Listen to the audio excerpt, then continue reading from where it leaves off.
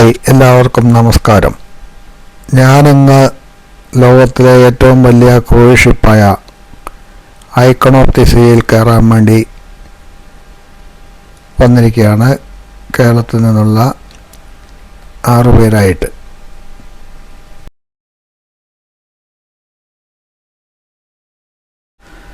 മയാമിയിൽ നിന്നാണ് ഈ cruise start ചെയ്യുന്നത്. ഞങ്ങളൊരു യാട്ട് പാർട്ടിയും കഴിഞ്ഞ് വന്നേക്കാണ്. ഇത് ഷിപ്പിൻ്റെ 5ാമത്തെ നിലയാണ്. ഈ ഷിപ്പ് മൊത്തം 20 നിലകളാണുള്ളത്. 5 നിലയുടെ താഴോട്ടുള്ളതൊക്കെ വേറെ ജോലിക്കാർക്കും അതേപോലെയുള്ള കോൾഡ് സ്റ്റോറേജും അങ്ങനെയൊക്കെയാണ്. ഇതിൻ്റെ മുകളിലോട്ട് 20 നിലകളാണുണ്ട്. നമുക്ക് അതിൻ്റെ മേൽഭാഗം ഒന്ന് കണ്ടു നോക്കാം. ഇത് 20ാമത്തെ നിലയാണ്. ഇവിടെ നിന്ന് നോക്കുമ്പോഴുള്ള കാഴ്ചകളാണിത്. 20ാം നിലയിലെ ഷിപ്പിൻ്റെ ബാക്ക് സൈഡാണിത്. അതേപോലെ തന്നെ ഷിപ്പിൻ്റെ ഫ്രണ്ട് സൈഡാണിത്. ഇവിടെ ധാരാളം പൂളുകൾ, ജാക്കൂസി, അതേപോലെ വെയിൽ കായാനുള്ള സ്ഥലങ്ങൾ ഒക്കെ ഇവിടെ ഒരുക്കി വെച്ചിട്ടുണ്ട്. അതേപോലെ ഈ ഭാഗത്ത് അമ്യൂസ്മെൻ്റ് പാർക്കും ഉണ്ട്. 8000 യാത്രക്കാരും 2500ഓളം ജോലിക്കാരുമായിട്ടാണ് ഈ ഷിപ്പ് പോകുന്നത്. ഇവിടെ നിന്ന് മയാമിയിൽ നിന്ന് പുറപ്പെട്ട് മെക്സിക്കൻ ദ്വീപായ ഹോണ്ടുറാസ് വരെയാണ് ഇത് പോകുന്നത്. അതിൻ്റെ ഇടയ്ക്ക് ബഹാമാസ് ഒരു സ്റ്റോപ്പുണ്ട്. അതുപോലെ റോയൽ കരിബിയൻ കമ്പനിയുടേതായ സ്വന്തമായ ഒരു ഐലൻഡുണ്ട്, കൊക്കോ കൈവ്. അവിടെയും ഞങ്ങൾ ഇറങ്ങുന്നുണ്ട്. എൻ്റെ ഫ്രണ്ട്സിനെ തപ്പി ഇറങ്ങി നിൽക്കുകയാണ് ഞാൻ. 20ാം നിലയിൽ എവിടെയോ ഉണ്ടെന്നാണ് പറഞ്ഞിരുന്നത്. അതിനിടയ്ക്ക് കാണുന്ന കാഴ്ചകളാണ് ഇതൊക്കെ. ഇവിടെയുള്ളവരെല്ലാം വെയിൽ കായാൻ വന്ന് കിടക്കുന്നവരാണ്. ഈ ഷിപ്പിൽ 20% ഇന്ത്യക്കാരുണ്ടെങ്കിലും വെയിൽ കായാനൊന്നും ഇന്ത്യക്കാരെ കിട്ടത്തില്ല. ഇവരാണ് എൻ്റെ ഫ്രണ്ട്സ്. അവർ രാവിലെ വന്ന ചോറയൊക്കെ പറഞ്ഞ് ഓരോ സ്മോളൊക്കെ അടിച്ച് അവിടെ ഇരിക്കുകയാണ്.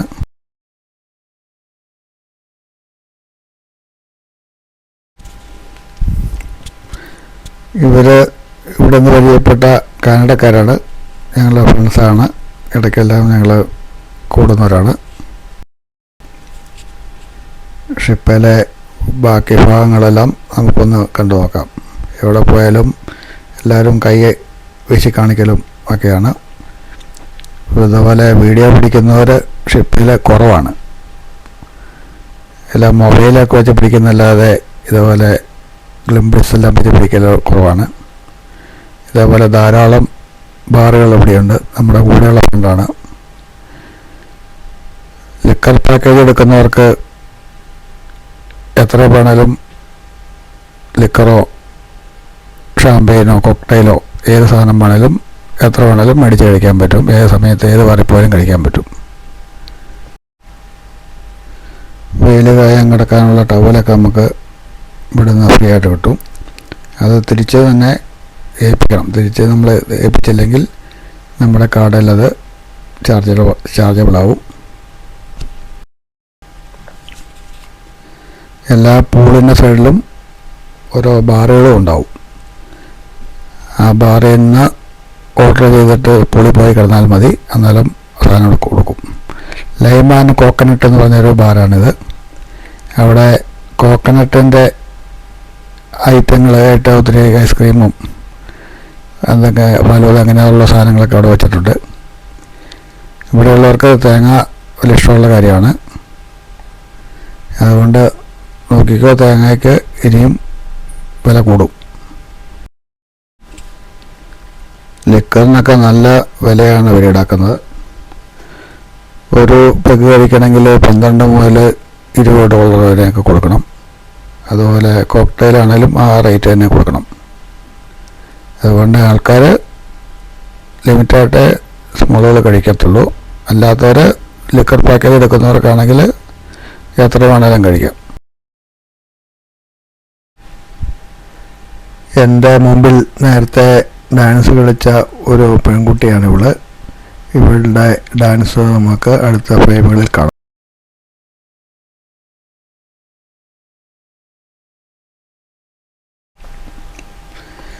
ഇവർ ഷിപ്പിൽ നിന്ന് പരിചയപ്പെട്ട ഫ്രണ്ട്സാണ്. ഇവർ ഓസ്ട്രേലിയയിൽ നിന്നുള്ളവരാണ്. അവർ അവധി ആഘോഷിക്കാൻ വേണ്ടിയിട്ട് വന്നേക്കുന്നവരാണ്. ഞങ്ങൾ മിക്ക ദിവസവും കാണലുണ്ടായിരുന്നു.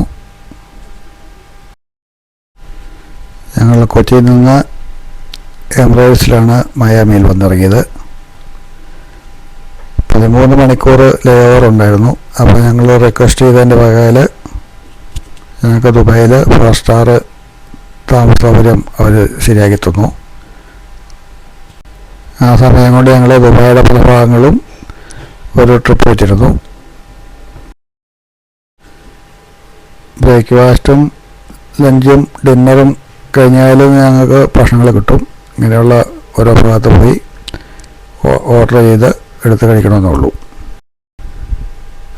ഷിപ്പിലെ അമ്യൂസ്മെൻറ്റ് പാർക്കാണ്. വെള്ളത്തിൽ കൂടെ ചാടേണ്ടവർക്കല്ല അതിൽ ചാടാം. ഇതൊക്കെ പണം കൊടുത്ത് മേടിക്കേണ്ട ഐറ്റങ്ങളാണ്. ഐസ്ക്രീം അങ്ങനെയുള്ള കേക്കൊക്കെ ഉണ്ടാക്കി വെച്ചിട്ടുണ്ട്. എല്ലാം പൈസയുണ്ട്, നല്ല വില മേടിക്കുന്നുണ്ട്. ഞാനൊരു മാംഗോ ജ്യൂസ് മേടിച്ചു. അതിന് $12. ഒറിജിനൽ മാംഗോ ആയിരുന്നു. ടേസ്റ്റ് ഉണ്ടായിരുന്നു.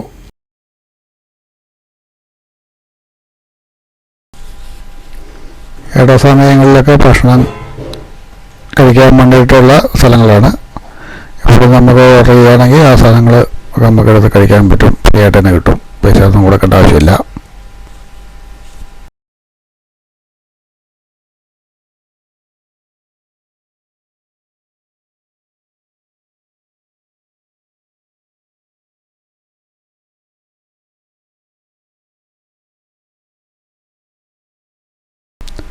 ചില ഭാഗങ്ങൾ ഇതുപോലെ പാട്ടുകാരെ സെറ്റ് ചെയ്ത് വെച്ചിട്ടുണ്ട്.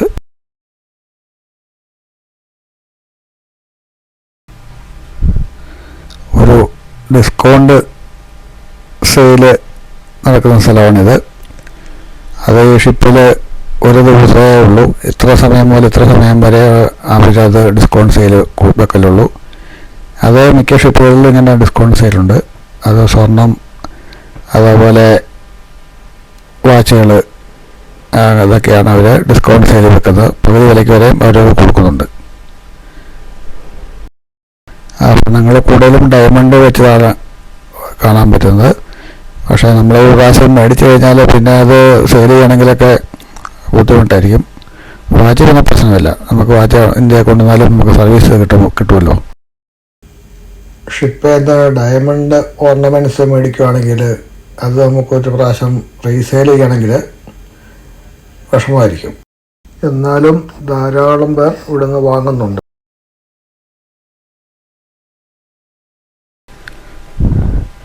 പിള്ളേർക്ക് വേണ്ടി മൗണ്ടൻ ക്ലൈമ്പിങ് സെറ്റ് ചെയ്ത് വെച്ചേക്കുവാണ്. അത് പലരും കാരണന്മാരെ ഇവിടെ വന്ന് ഇത് കയറാൻ വേണ്ടിയിട്ട് വരുന്നുണ്ട്.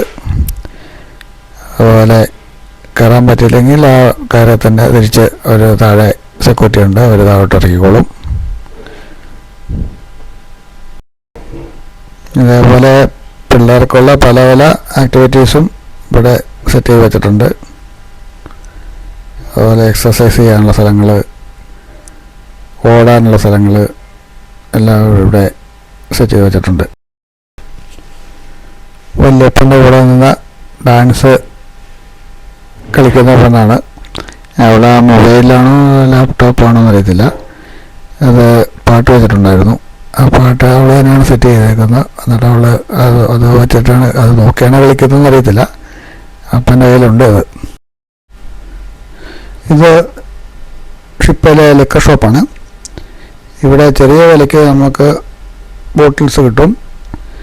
നമുക്ക് ഇപ്പം കച്ചവടം ചെയ്ത് വെച്ചാൽ നമുക്ക് പോരാൻ നേരത്ത് അവർ നമ്മുടെ റൂമിൽ കൊണ്ടുവന്ന് സാധനം തരത്തുള്ളൂ. പോകുന്ന ദിവസം നമുക്ക് സാധനം എടുക്കത്തുള്ളൂ. ഷിപ്പിൽ ഓരോരുത്തർക്കും ഓരോ ദിവസം ഇരുന്ന് ഭക്ഷണം കഴിക്കാനുള്ള ഒരു സ്ഥലം നമുക്ക് ഓഫർ ചെയ്യുന്നുണ്ട്. അവിടെ വന്ന് ഭക്ഷണം കഴിക്കാൻ വന്നതാണ്. ഞങ്ങളുടെ 6 പേരുടെ ഒരു ഗ്രൂപ്പിൻ്റെ ഭക്ഷണമായിട്ട് ഇവിടെ കഴിക്കാൻ വേണ്ടി വന്നതാണ്. അതിൽ ഞങ്ങൾ 2 പേരെ ഈ സമയത്ത് ഭക്ഷണം കഴിക്കാൻ എത്തിയിട്ടുള്ളൂ. മറ്റുള്ളവർ കുറച്ചുകൂടെ ലേറ്റായിട്ടേ ഭക്ഷണം കഴിക്കുന്നുള്ളൂ. അതുകൊണ്ട് ഞങ്ങളുടെ സീറ്റിൽ വന്ന് ഇരിക്കുകയാണ്. ഇത് ഷിപ്പിൽ എല്ലാ ആൾക്കാർക്കും ഓരോ സമയം തന്നിട്ടുണ്ട്, 5 മണി മുതൽ 8 മണി വരെ. അതിൻ്റെ അകത്ത് അവർക്ക് ഓരോരോ സീറ്റുണ്ടായിരിക്കും. അത്രയും വലിയൊരു ഏരിയയാണ് ഇത് ഭക്ഷണം കഴിക്കാൻ പറ്റുള്ളവർ. ഇവിടെ നമുക്ക് ആവശ്യമുള്ള സാധനം ഓർഡർ ചെയ്യുകയാണെങ്കിൽ, അവരുടെ മെനുവിലുള്ള ആവശ്യമുള്ള സാധനം ഓർഡർ ചെയ്യുകയാണെങ്കിൽ അതെല്ലാം അവർ തരും. അതൊരു 3 കോഴ്സായിട്ട് തരുന്നത്. ഇയാളാണ് ഈ ക്രൂസ് ഷിപ്പിലെ മെയിൻ ഷെഫ്. അയാൾ ഒരു ഇന്ത്യക്കാരനാണ്. അതും കൽക്കട്ടക്കാരൻ. ഏറ്റവും കൂടുതൽ യാത്രക്കാർ ഇന്ത്യയിൽ നിന്നാണ് ഷിപ്പിൽ വന്ന് കയറുന്നത്. അതുകൊണ്ടായിരിക്കും അവർ ഇവിടുത്തെ ഇന്ത്യക്കാരനെ തന്നെ ഷെഫായിട്ട് വെച്ചേക്കുന്നത്. അതിനകത്ത് ഇന്ത്യയിൽ നിന്ന് തന്നെ 20% ആൾക്കാർ ടൂറിസ്റ്റായിട്ട് ഷിപ്പിലുണ്ടെന്നാണ് അറിയാൻ കഴിഞ്ഞത്. മിക്ക സമയത്തും അങ്ങനെയാണെന്നാണ് അറിയാൻ കഴിഞ്ഞത്. ഇതിൻ്റെ കൂടെ തന്നെ ഉള്ള ഇയാളാണ് നമ്മുടെ ഇവിടുത്തെ ഷിപ്പിലെ സെക്കൻഡ് ഷെഫ്. അയാളൊരു ജമൈക്കക്കാരനാണ്.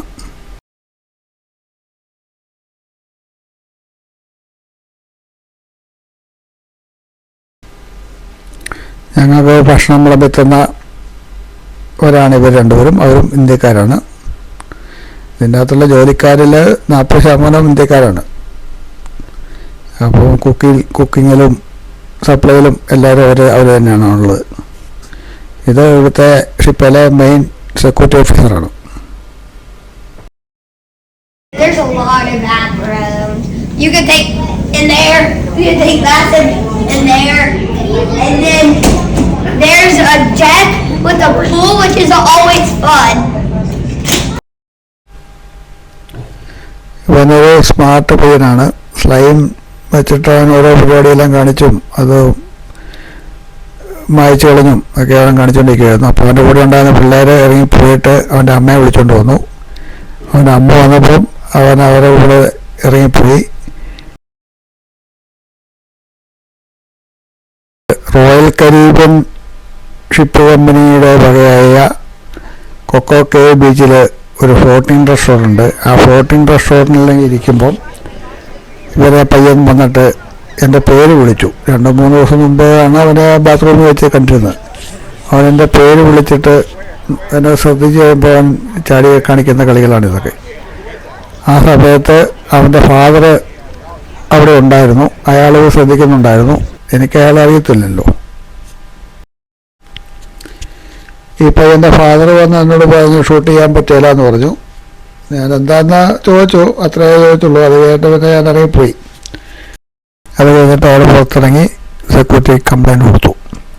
കംപ്ലയിൻറ്റ് കൊടുത്തു കഴിയുമ്പം ഞങ്ങൾ പുറത്തൂടെ നടക്കുകയാണ്. ഞാൻ എൻ്റെ ഫ്രണ്ടുമുണ്ട്. ഞങ്ങളിങ്ങനെ പുറത്തൂടെ നടക്കുന്ന സമയത്ത് ഞങ്ങൾ വന്ന് അവിടെ സെക്യൂരിറ്റിക്കാർ പറഞ്ഞു നിങ്ങളിവിടെ വരാൻ പറഞ്ഞു. ഞങ്ങളത് ഒന്ന് പോയി ഷിപ്പിലോട്ട് പോയി. ഷിപ്പിൽ ചെന്ന് കഴിയുമ്പം ഞങ്ങൾ മൊബൈലവിടെ പിടിച്ചു വെച്ചു. അത് കഴിഞ്ഞ് പിറ്റേ ദിവസം രാവിലെയാണ് ഞങ്ങൾക്ക് ചെക്കൗട്ട് ചെയ്യേണ്ട സമയം. ചെക്കൗട്ട് ചെയ്യേണ്ട സമയത്ത് 10 മണിക്കാണ് ചെക്കൗട്ട് ചെയ്യാനിരുന്നത്. ആ സമയത്ത് രാവിലെ തന്നെ 6 മണിയായപ്പം 2-3 പോലീസുകാർ ഇവിടെ കയറി വന്നു. സെക്യൂരിറ്റിക്കാരല്ല, പോലീസിൻ്റെ ആൾക്കാരാണ് വന്നത്. അവർ വന്നിട്ട് എന്നെ കൂട്ടിക്കൊണ്ടുപോയി. അത് കഴിഞ്ഞിട്ട് ആദ്യത്തെ മൊബൈൽ അവരുണ്ടല്ലോ. അത് കഴിഞ്ഞിട്ട് ഷിപ്പിലെ പ്രൊസീജിയറെല്ലാം കഴിഞ്ഞതിന് ശേഷം ഇവരെ കൂട്ടിക്കൊണ്ടുപോയി ബാക്കി 2 മൊബൈലും കൂടെ ഉണ്ടായിരുന്നു. അതും പരിശോധിച്ച് കഴിഞ്ഞ പിന്നെയാണ് എന്നെ അവിടെ നിന്ന് പുറത്തു വിട്ടത്. അപ്പോൾ ഒരു പോലീസുകാരൻ ചോദിക്കുകയാണ് നിങ്ങൾക്ക് പിള്ളേരുടെ വീഡിയോ പിടിക്കാൻ മേലായിരുന്നൊന്നും അറിയത്തില്ല എന്ന് ചോദിക്കുന്നു. നമുക്ക് ഷിപ്പിലെ ബാക്കിയുള്ള കാര്യങ്ങളെല്ലാം ഒന്ന് കണ്ടു നോക്കാം. അവരെല്ലാം എത്ര എൻജോയ് ആയിട്ടാണ് ഒരു വീഡിയോ പിടിക്കുമ്പോൾ നിൽക്കുന്നത് എന്നുള്ളത് ഈ വീഡിയോസ് കാണുമ്പോൾ ഞങ്ങൾക്ക് മനസ്സിലാവും. ഇതൊരു ബാറാണ്. ബാറിലാണെങ്കിൽ തന്നെ നമ്മളൊരു ഷൂട്ട് ചെയ്യുകയെന്ന് പറഞ്ഞാൽ അവരത് മാക്സിമം എൻജോയ് ചെയ്യും. മാക്സിമം അവർ നമ്മുടെ വീഡിയോയ്ക്ക് പോസ്റ്റ് ചെയ്യും. അവിടെ ആർക്കും അതൊരു തടസ്സമില്ല. ആര് പെണ്ണുങ്ങളാണേലും ആണുങ്ങളാണേലും ഒരു വീഡിയോയ്ക്കകത്ത് അവർ വരാൻ വേണ്ടിയിട്ടാണ് അവർ ശ്രദ്ധിക്കുന്നത്. 7 ദിവസം ഷിപ്പ് ഉണ്ടായിരുന്നു. അവിടുന്ന് കിട്ടിയ ഫ്രണ്ട്സൊക്കെയാണ് ഇതൊക്കെ. അവരൊക്കെ എപ്പോഴും നമ്മുടെ കൂടെ തന്നെ ഉണ്ടായിരുന്നു. അതേപോലെ അവർ നമ്മുടെ വീഡിയോ എടുക്കുന്നു, നമ്മുടെ ഫോട്ടോ എടുക്കുന്നു. അതിലൊന്നും ഒരു പ്രശ്നങ്ങളില്ലായിരുന്നു. പക്ഷേ ഞാൻ എന്നെ പോലീസ് പിടിച്ചുകൊണ്ട് പോയപ്പോൾ ഞാൻ നെറ്റൊക്കെ അടിച്ച് നോക്കിയായിരുന്നു. പക്ഷേ അവിടെ പിള്ളേരുടെ വീഡിയോ പിടിക്കുന്നതിനകത്തൊന്നും അവർക്കത് ഒരു ഇല്ലീഗലായിട്ടുള്ളതൊന്നും എഴുതിയിട്ടില്ല. പക്ഷേ അത് ഇയാളെന്ന് കംപ്ലൈൻറ്റ് കൊടുത്തത് എനിക്ക് മനസ്സിലായില്ല. അവർ ഒരു 5-6 ഫാമിലി ഉണ്ടായിരുന്നു, അതുപോലെ 5-8 പിള്ളേരും ഉണ്ടായിരുന്നു. എന്തായാലും അത് അനുഭവമായി അത്ര തന്നെ.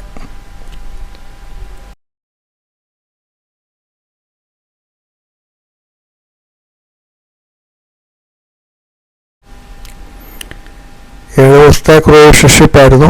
ഇന്നും കൂടെ ഉള്ളൂ. അതുകൊണ്ട് രാത്രി ഡാൻസ് ബാറിലും അങ്ങനെയുള്ള സ്ഥലങ്ങളിൽ വന്ന് ഷൂട്ട് ചെയ്യുകയാണ്. ഇതിനു മുമ്പ് ഞാൻ ചെയ്യാൻ വേണ്ടി ഇതിലേക്ക് വന്നിട്ടില്ലായിരുന്നു. അപ്പോൾ നമുക്കതൊന്ന് കണ്ടു നോക്കാം.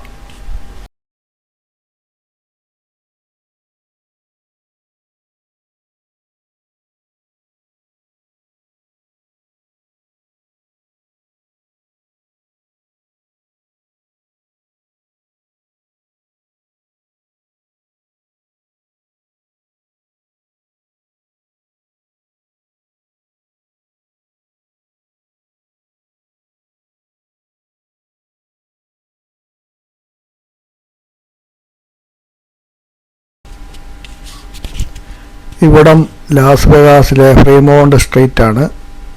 1-2 കിലോമീറ്റർ നീളത്തിൽ ഇങ്ങനെ സ്ട്രീറ്റ് ഇങ്ങനെ മൊത്തം അലങ്കരിച്ച് വെച്ചേക്കാണ്. രാത്രിയാണ്, ഫുള്ള് ലൈറ്റപ്പിലാണ്. അവിടെ പല പല ഡാൻസുകളും പല പല പരിപാടികളും ഇവിടെ നടക്കുന്നുണ്ട്. ന്യൂയോർക്കിലും നമുക്ക് ഹലാൽ ഫുഡ് കിട്ടും. അത് ഹലാൽ ഫുഡ് കഴിക്കാൻ വേണ്ടിയിട്ട് ഞങ്ങൾ വന്നതാണ്.